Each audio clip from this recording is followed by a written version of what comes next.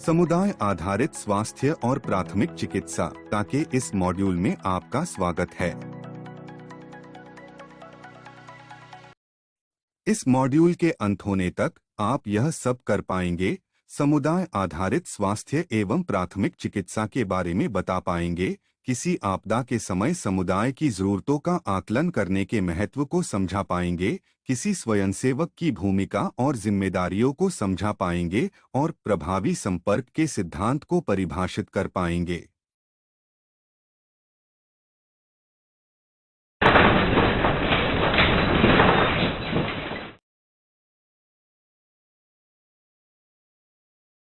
जैसा कि आप देख सकते हैं कि शहर में एक तेज भूकंप आया है। इसके कारण कई इमारतें गिर गईं और कई लोगों को चोटें आई हैं।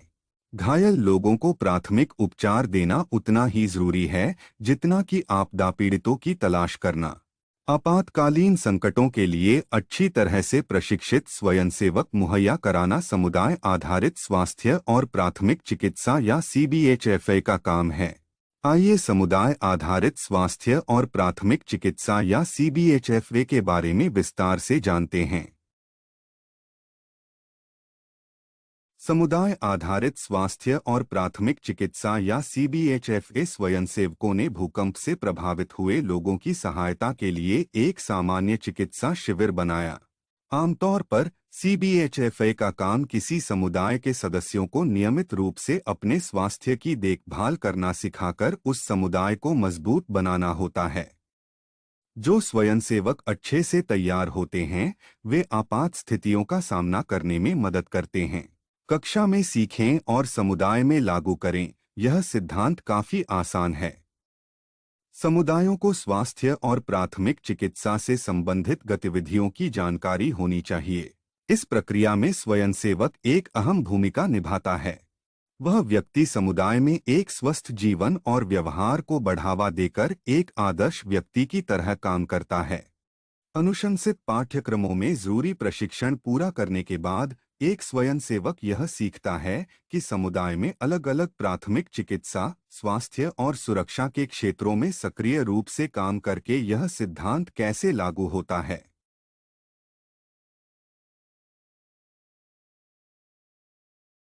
चलिए मैं अपने किसी एक स्वयंसेवक मित्र से किसी आपदा के समय समुदाय की जरूरतों का पता लगाने का महत्व समझाने के लिए कहता हूँ। नमस्ते, क्या आप संकट के इस समय में स्वयंसेवक की मदद का औचित्य संक्षेप में समझा सकते हैं? हाँ जरूर। स्वयंसेवकों को सामुदायिक स्वास्थ्य, प्राथमिक चिकित्सा और सुरक्षा आकलन के कौशलों के बारे में सीखना चाहिए। समुदाय का मूल्यांकन करने से वे समुदाय की प्राथमिकताएं तय कर पाते हैं।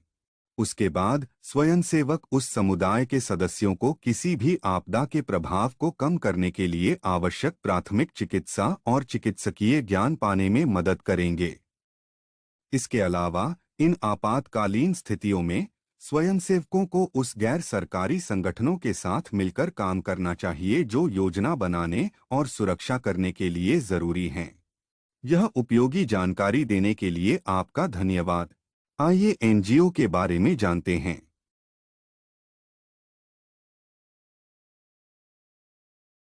हर देश की सरकार स्वैच्छिक नागरिक समाज संगठनों के रूप में गैर सरकारी संगठनों या NGO को मान्यता देती है। दुनिया के लगभग हर देश में नेशनल रेड क्रॉस या रेड क्रिसेंट सोसाइटी हैं। नेशनल सोसाइटी अंतर्राष्ट्रीय रेड क्रॉस और रेड क्रिसेंट आंदोलन का हिस्सा है। नेशनल सोसाइटी हर देश में सार्वजनिक प्राधिकरणों का समर्थन करती है। भारत में गूंज, स्माइल फाउंडेशन, क्राई, नन्ही कली, केयर और भी कई दूसरे NGO हैं। आपदा प्रबंधन में ये गैर सरकारी संगठन NGO बचाव कार्यों, अस्थायी आश्रयों का इंतजाम करने, स्वास्थ्य शिविर लगाने तथा भोजन और पानी की आपूर्ति करने का काम करते हैं। राष्ट्रीय सोसाइटी देश भर में विभिन्न स्थानीय शाखाओं से मिलकर बनी है। सदस्यों और स्वयंसेवकों से स्थानीय शाखा बनती है। राष्ट्रीय समाज के कुछ कर्तव्य और जिम्मेदारियां होती हैं जिसे उन्हें पूरा करना होता है। आइए मैं आपको उनके बारे में बताता हूँ। किसी राष्ट्रीय सोसाइटी के कर्तव्यों और जिम्मेदारियों में सशस्त्र संघर्षों और किसी प्राकृतिक आपदा जैसी स्थिति में मानवीय सहायता देना आता है। इसके स्वयंसेवक अक्सर घटनास्थल पर सबसे पहले पहुंचते हैं और उन समुदायों में सक्रिय बने रहते हैं। समुदाय आधारित स्वयंसेवक भी विकास के कार्यों में एक महत्वपूर्ण भूमिका निभाते हैं। इसमें आपदा के लिए तैयार रहने के कार्यक्रम, स्वास्थ्य और देखभाल रखने की गतिविधियां, रक्तदान अभियान और मानवीय मूल्यों को बढ़ावा देना आता है।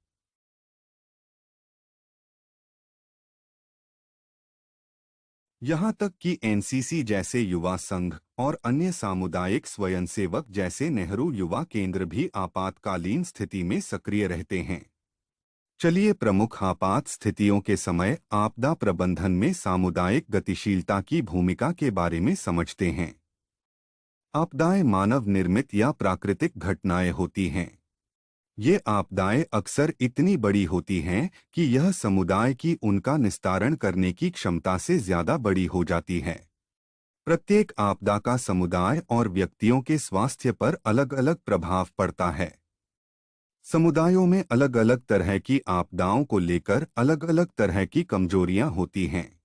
हालांकि स्वयंसेवकों को इन आपदाओं को लेकर अपने समुदायों की कमजोरियों को समझना चाहिए। स्वयंसेवकों को प्रभावी प्राथमिक चिकित्सा देनी चाहिए।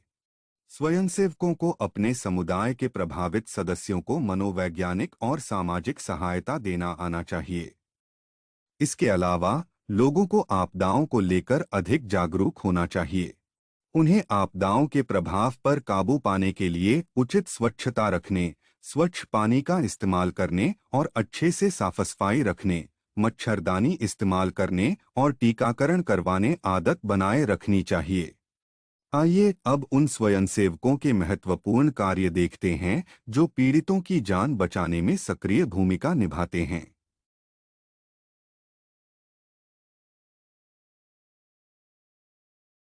किसी आपदा से पहले स्वयंसेवकों के महत्वपूर्ण कार्यों में यह सब काम आते हैं। प्राथमिक चिकित्सा और आपदा को लेकर प्रशिक्षित और तैयार रहें। आपको यह पता होना चाहिए कि किसी आपदा के समय महत्वपूर्ण मानवीय और भौतिक संसाधन कहाँ मिलेंगे। स्थानीय अधिकारियों से संपर्क स्थापित करें जो इन संसाधनों को जुटाएंगे।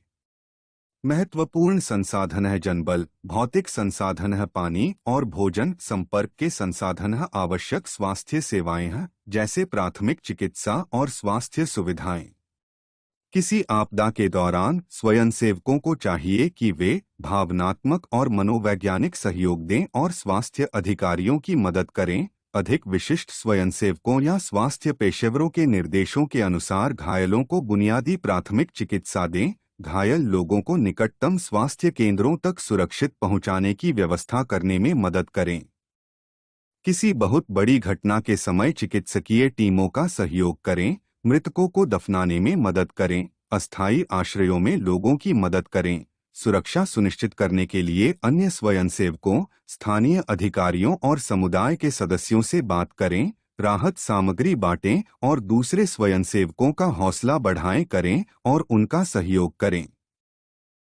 किसी आपदा के बाद भी स्वयंसेवकों को कई महत्वपूर्ण कार्य पूरे करने होते हैं, जैसे बुनियादी स्वास्थ्य देखभाल और प्राथमिक चिकित्सा में मदद करते रहें, भावनात्मक और मनोवैज्ञानिक सहायता देते रहें, घरेलू समूहों और समुदाय के सदस्यों को बीमारी की रोकथाम और स्वास्थ्य शिक्षा को लेकर सलाह देने में मदद करना, जिसमें बुखार, निमोनिया और तीव्र श्वसन संक्रमण, दस्त और निर्जलीकरण, कुपोषण और अन्य सामुदायिक स्वास्थ्य समस्याएं भी आती हैं। आइए सार्वजनिक स्वास्थ्य आपात स्थितियों और महामारियों को लेकर स्वयंसेवकों की प्रतिक्रियाओं के बारे में सीखते हैं। आमतौर पर महामारी का कारण 6 तरह की बीमारियां होती हैं, जैसे कि हैजा, साल्मोनेला, इकोलाई और क्रिप्टोस्पोइडियम जैसी डायरिया से जुड़ी हुई बीमारियां, श्वसन संक्रमण जैसे कि तपेदिक, ऐसी बीमारियां जिन्हें टीकों से रोका जा सकता है, जैसे कि पोलियो, पीला बुखार, खसरा, रोटावायरस और मेनिंजाइटिस। मलेरिया और डेंगू जैसे रोगवाहकों द्वारा फैलने वाले रोग, इबोला और मारबर्ग जैसी बहुत ज्यादा संक्रामक और घातक बीमारियां और महामारी जनित इन्फ्लुएंजा, एवियन इन्फ्लुएंजा, सार्स कोविड-19 जैसी नई बीमारियां। इसलिए किसी भी महामारी में स्वयंसेवकों के काम बहुत जरूरी होते हैं। एक स्वयंसेवक को चाहिए कि वह समुदाय के सदस्यों को इस बारे में शिक्षित करें कि बीमारी की रोकथाम कैसे करें। समुदाय के सदस्यों को यह सिखाएं कि बीमारियों के लक्षणों को कैसे पहचानें। समुदाय के बीमार सदस्यों को स्वास्थ्य सुविधा केंद्र में भेजें। इस प्रकोप की स्थिति से निपटने में स्वास्थ्य अधिकारियों की मदद करें। महामारी का नियंत्रण करने के लिए इसका प्रशिक्षण लें कि महामारी का आकलन और सर्वेक्षण कैसे करें। समुदाय के नेताओं से मिलें और यह पता करें कि वे महामारी के बारे में क्या जानते हैं और उन्होंने इसकी तैयारी के लिए क्या योजनाएं बनाई हैं। स्वास्थ्य सुविधा केंद्र के सदस्यों से सामूहिक टीकाकरण अभियानों के बारे में बात करें। यह पूछें कि स्वयंसेवक उनकी मदद के लिए क्या कर सकते हैं।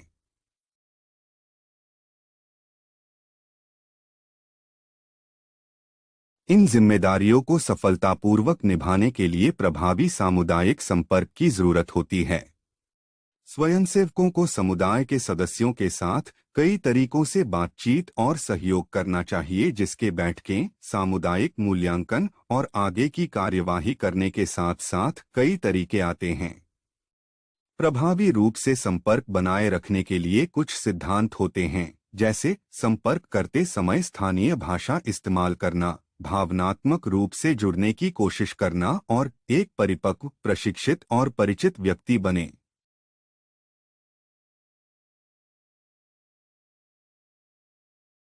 अब तक हमने यह समझा है कि आपातकालीन स्थिति में स्वयंसेवकों को प्राथमिक चिकित्सा और सामुदायिक स्वास्थ्य के बारे में प्रशिक्षित करने की क्या जरूरत है।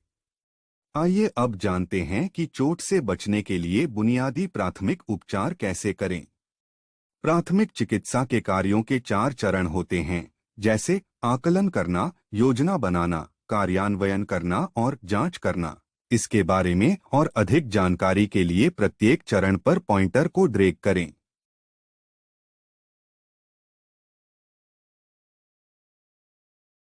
सबसे पहले एक स्वयंसेवक को चाहिए कि वह स्थिति का आकलन करें और खतरों की जांच कर लें, जैसे व्यक्ति के पास भागकर जाने से पहले सुरक्षा जांच कर लें। यह सुनिश्चित करें कि यह स्थिति आपके लिए, किसी हताहत व्यक्ति और अन्य लोगों या दर्शकों के लिए सुरक्षित है। उस व्यक्ति की स्थिति का आकलन करें, चोटों का मुआयना करें और किसी सदमे या मनोवैज्ञानिक आघात के लक्षणों का आकलन करें।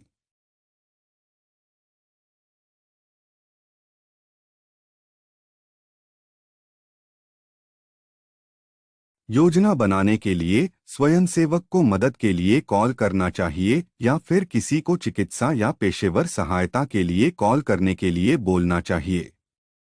एक स्वयंसेवक के रूप में आपको इसकी योजना बनानी चाहिए कि प्राथमिक चिकित्सा कैसे दें, जैसे कि प्रारंभिक या प्राथमिक आकलन के आधार पर यह योजना बनाएं कि पेशेवर सहायता मिलने तक क्या करना चाहिए। आप क्या जानते हैं और आपके पास जो कौशल हैं, उसके आधार पर यह निर्धारित करें कि आप कितनी मदद कर सकते हैं। एक स्वयंसेवक के रूप में अपनी सुरक्षा सुनिश्चित करें।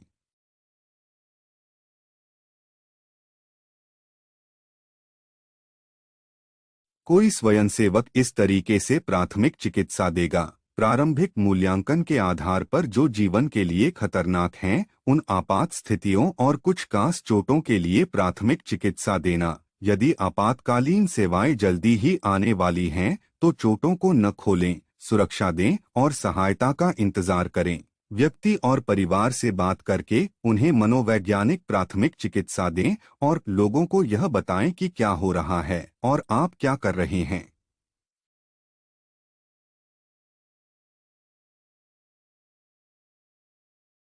किसी स्वयंसेवक को इस तरह से प्राथमिक चिकित्सा के कामों का आकलन करना चाहिए। यह देख लें कि क्या चिकित्सा या पेशेवर सहायता जल्दी ही पहुंच रही है। यह देखना कि घटनास्थल सुरक्षित रहे। अगर ऐसा संभव नहीं है, तो मदद लेकर जितना हो सके उतनी सावधानी से उस व्यक्ति को कहीं और ले जाने के बारे में सोचें। शुरुआती आकलन में किए गए काम दोबारा से जांचना। यह जांचना कि पट्टियां अभी भी सही जगह पर लगी हैं या नहीं और खून का बहना बंद हुआ है या नहीं। अगर ऐसा नहीं है तो मौजूदा ड्रेसिंग को न हटाएं बल्कि बस थोड़ी और ड्रेसिंग लगाएं और दबाव डालें। यह जांचना कि कहीं व्यक्ति बेहोश तो नहीं है और सामान्य तौर पर जीवन बचाने के लिए किए जाने वाले उपाय करें। यह पता लगाना कि कौन सा अस्पताल, क्लिनिक या स्वास्थ्य केंद्र से देखभाल मिल जाएगी। पीड़ित की हालत के बारे में परिवार और रिश्तेदारों को जानकारी देना।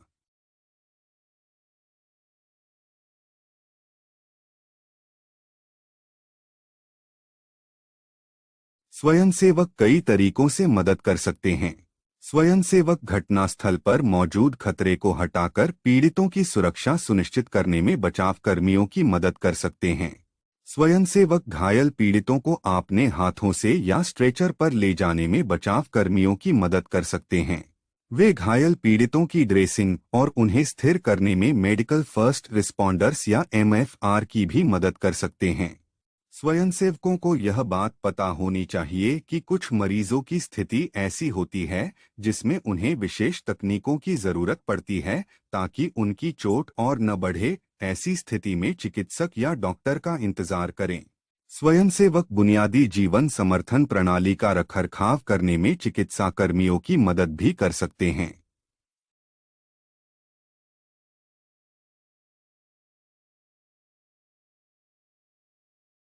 इसके साथ हम इस मॉड्यूल के आखिरी में पहुंच गए हैं। आइए अब इस मॉड्यूल में जिन मुख्य बिंदुओं पर बात हुई है उन्हें को संक्षेप में देखते हैं। समुदाय आधारित स्वास्थ्य और प्राथमिक चिकित्सा या CBHFA एक ऐसा कार्यक्रम है जो आपात स्थिति के समय योग्य स्वयंसेवक उपलब्ध कराता है। CBHFA का उद्देश्य किसी समुदाय के निवासियों को नियमित रूप से अपने स्वास्थ्य की देखभाल करने के लिए प्रोत्साहित करके समुदाय को मजबूत बनाना है। किसी स्वयंसेवक को अपने समुदाय का आकलन करने और स्वास्थ्य की प्राथमिक चिकित्सा और सुरक्षा के महत्व का मूल्यांकन करने योग्य बनना चाहिए। हर एक सरकार, राष्ट्रीय सोसाइटी या गैर सरकारी संगठनों को स्वैच्छिक नागरिक समाज संस्थाओं के रूप में मान्यता देती है। दुनिया के लगभग हर देश में नेशनल रेड क्रॉस या रेड क्रिसेंट सोसाइटी हैं। स्वयंसेवकों को अपने समुदाय के प्रभावित सदस्यों को मनोवैज्ञानिक सामाजिक सहायता देने योग्य होना चाहिए। एक स्वयंसेवक को समुदाय के सदस्यों को बीमारी की रोकथाम और बीमारी के संकेतों और लक्षणों को पहचानने को लेकर शिक्षित करना चाहिए। प्रभावी संपर्क के सिद्धांतों में स्थानीय भाषा इस्तेमाल करना, भावनात्मक रूप से जुड़ने का प्रयास करना और परिपक्व, सुशिक्षित और भली भांति परिचित होना आता है। बुनियादी प्राथमिक चिकित्सा की प्रक्रियाओं में 4 चरण होते हैं, जिनके नाम आकलन, योजना बनाना, कार्यान्वयन और जांचना आते हैं।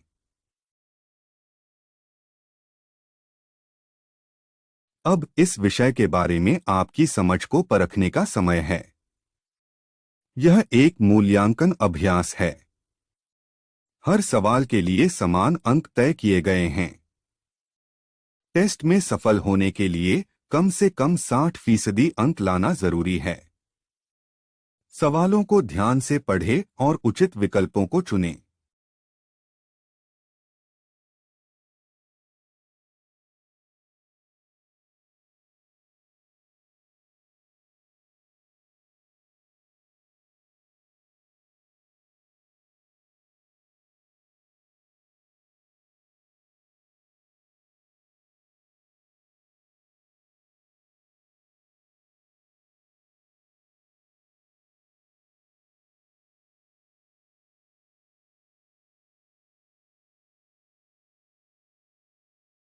बधाई हो, आपने समुदाय पर आधारित स्वास्थ्य और प्राथमिक चिकित्सा मॉड्यूल सफलतापूर्वक पूरा कर लिया है। आप वापस जा सकते हैं और ऐसी किसी भी चीज की जांच कर सकते हैं जिसके बारे में आप अनिश्चित हैं।